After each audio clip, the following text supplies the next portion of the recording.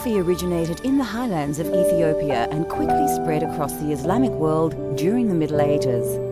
It was only introduced to Europe via Italy as late as the 16th century by Venetian merchants who had been trading with Muslims from the East.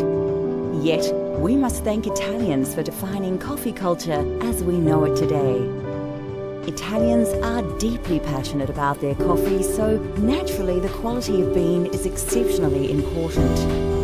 Coffee comes in two varieties, and Italians overwhelmingly prefer arabica over the cheaper robusta bean.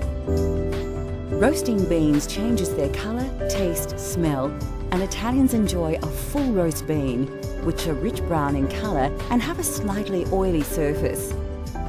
Italian baristas have created a wide range of ways in which to enjoy coffee.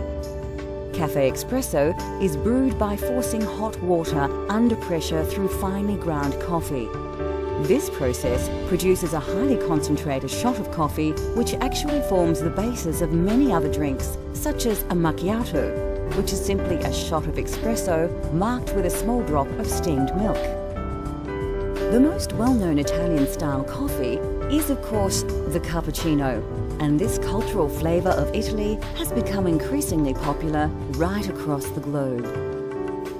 Cafe latte is usually drunk at breakfast time, made with a full glass of steamed milk and a shot of espresso.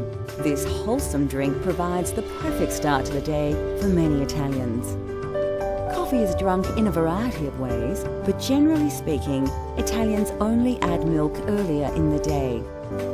With the exception of breakfast, coffee is rarely served alone and is usually enjoyed after a meal. The drinks, the roasting styles, barista techniques and the popular social aspects of drinking coffee have all been heavily influenced by Italy's love of the coffee bean.